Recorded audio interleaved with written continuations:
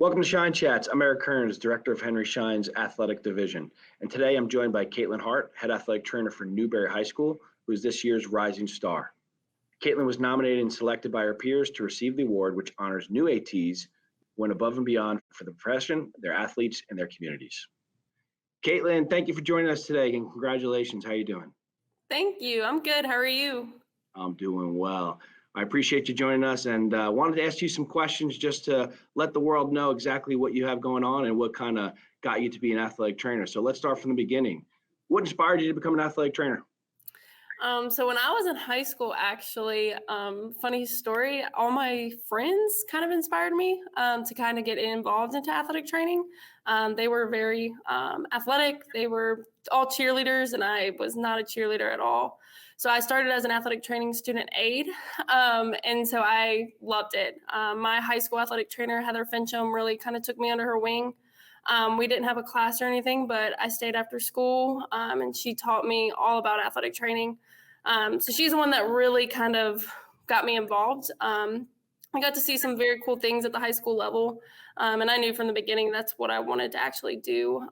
So it's a little bit different than what normal people say as an athletic trainer, but I love being around sports. My brother was an athlete. My mom was a volleyball college athlete.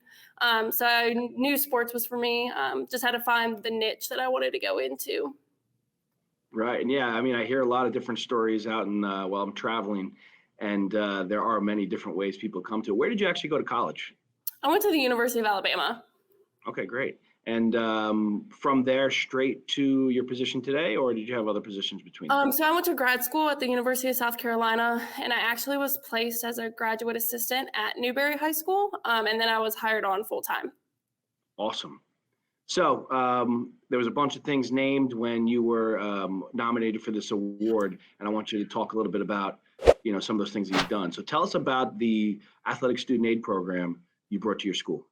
Perfect. So the athletic training student aid, when I first started at Newbury High School, I had 2 students when I was a graduate assistant, and they were mainly just kind of water people. They didn't really come to practices. They mainly just came to games. But with the number of sports that we had growing and the number of athletes, I felt that we needed something a little bit more. So I just kind of started recruiting kids and kind of kids that didn't make sports teams so that they can get involved and feel a part of some type of community. And so it really kind of started out with just kids, kind of more kids coming, filling in coolers, staying for practices. And then I got to start an athletic training club. And that's when it kind of hit the ground running. We got to meet in the morning. We had this flex period for about 30 minutes. So where I got to teach them things, different taping techniques. We got to do some cool splinting lessons. And then that kind of formed into a little bit of a class. So I had a class for about 3 years. It had up to like 20 kids in it.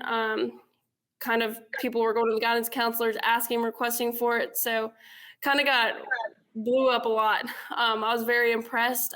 Kids were wanting to be in it, excited to learn. And that was something that I kind of loved to see. They were passionate about something. So now I still have about 23 kids that help me with all sports. Definitely have more for the fall sports, but I do have them carry on to different seasons in the winter and the spring.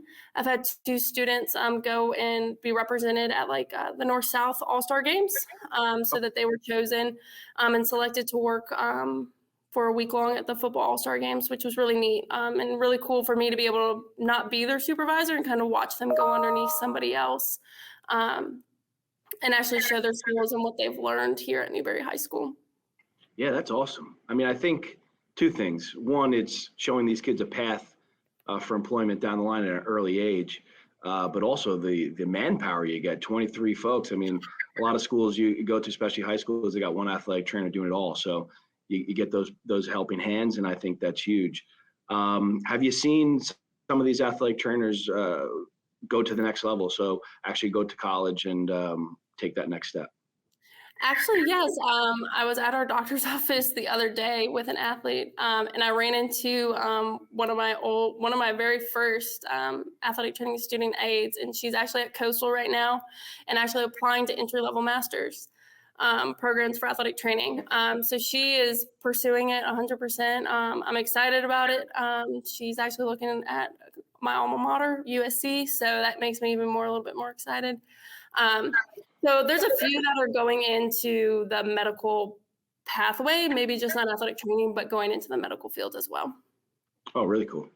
And I like the mentorship almost. You get these folks going to your same alma mater, and at the end of the day, it's they're following your path, which says a lot, right? It says that they trust in you and just really want to follow your footsteps. So really cool.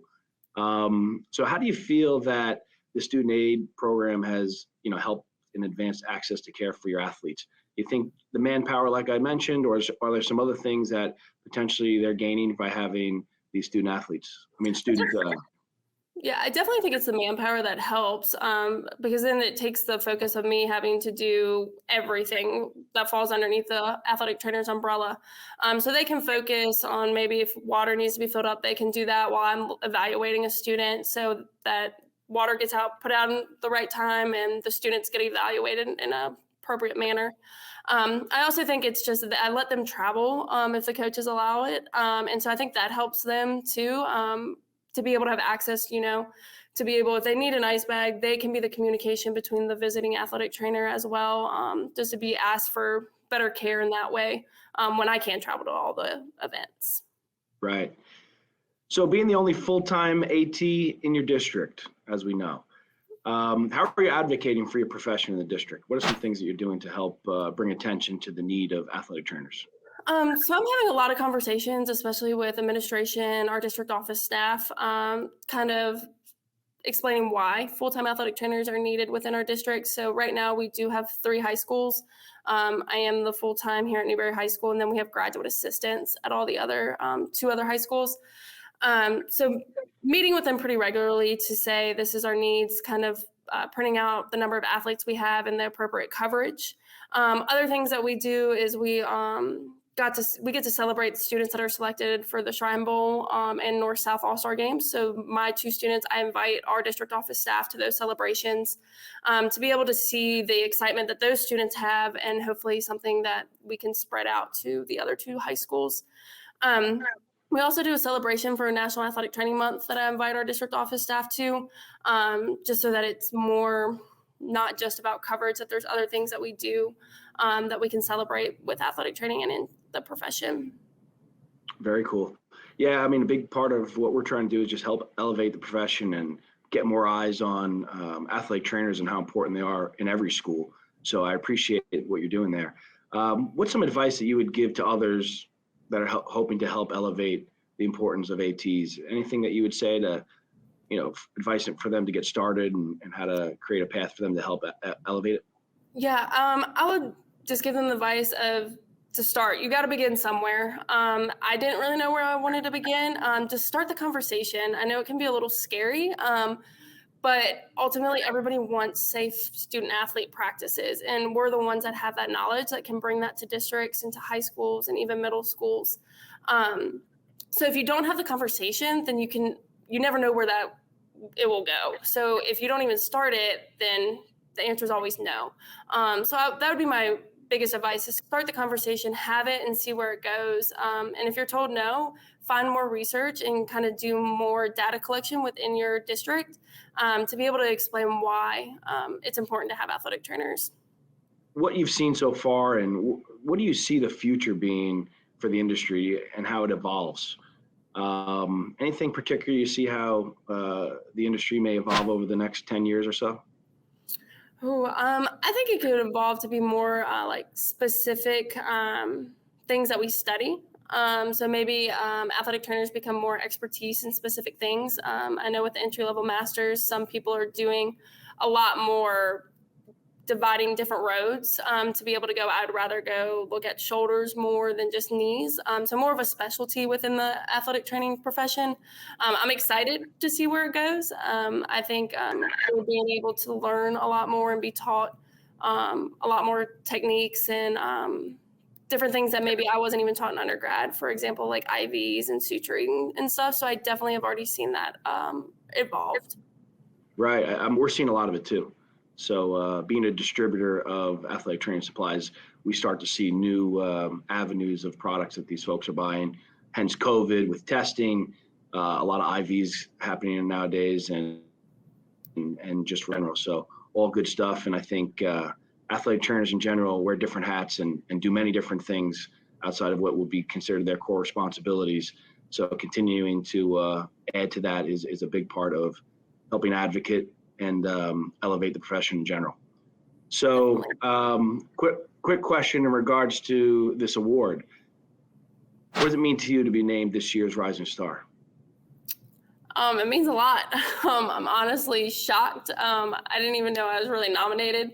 I still don't even know who did that. But I am very honored. I feel very blessed. I know my school district has celebrated me. Henry Schein has celebrated me tremendously. And just the community around it. It's a huge celebration. I think it's exciting for athletic trainers to feel celebrated, because I think sometimes we aren't always celebrated. We're also people that tell a lot of bad news to people. So I think it's something that's different in the athletic training world. So I'm super excited and super honored and thankful for it, definitely. Well, good to hear. I mean, that's the point, right? For us, again, getting back to us elevating the profession and just showing the industry and the profession in general, some of the folks that have kind of gone above and beyond, and we know, so definitely appreciate you and everything you've done for the profession so far, and hope that with this award and with this title that you take it on to even further steps and continue to show your students and those that want to aspire to be an athletic trainer to continue on and help change the profession for sure. So let me ask you this question. What do you think makes someone a great AT? What are some of the core things that make somebody a really good AT? And I would say, think about some of your mentors, some of the folks that you saw go off and get big positions in the profession. What are some of the core things that you know that they did great that you kind of want to replicate or makes a great AT? Definitely. I think the biggest thing to be a great AT is that they're caring, and they have more of like a nurturing. The athletes know that you care about them. Like I said, we don't always give the best news to athletes, but if we show them that we care and that we're going to be there for them through the entire process, I can usually help them out. I think being knowledgeable, being able to adapt is something that's very important for an athletic trainer. Not everything is what we're taught in the book. We have to think outside the box. So being able to be creative, to be able to give our athletes the best care that they need. So I think that would be a good characteristic of an athletic trainer. Yeah, for sure. All great things. The one thing I like that you said is the creativity part. Through my travels visiting schools, I'll tell you that is one thing that always amazes me.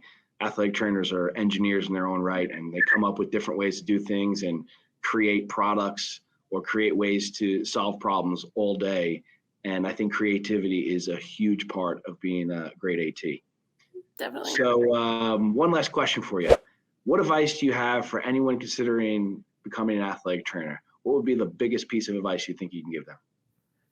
That one's tricky. I think the biggest piece of advice would be don't give up. I think sometimes this profession can be drowning and sometimes can be a little overwhelming with the long hours. And like I said, the coaches change things all the time, but it is very rewarding. Getting to see athletes all the way through, from injury to being able to get back on the field. You're the first person that they think.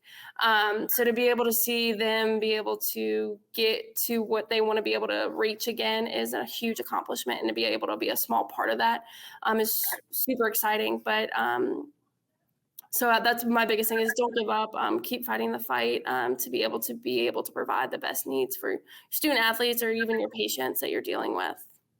Right. Yeah, no, I think you're right. I think that, time spent is what I hear most about is a lot of time put in and, it takes away from your home life and whatnot, but you're doing something that you love, which is hard to come by, right?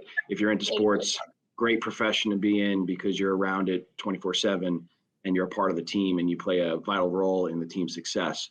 Or you could also create a student aid program where you get 23 helpers and it'll help you with some of that time. So all good stuff. And I think you're doing a great job, and I see big things for you in the future for sure. And I look forward to watching your career develop. So thank you again, Caitlin, for joining us and for taking the time to chat today. and for all that you do for your profession and the athletes at your school and even the students. We'll see you next time at Shine Chats.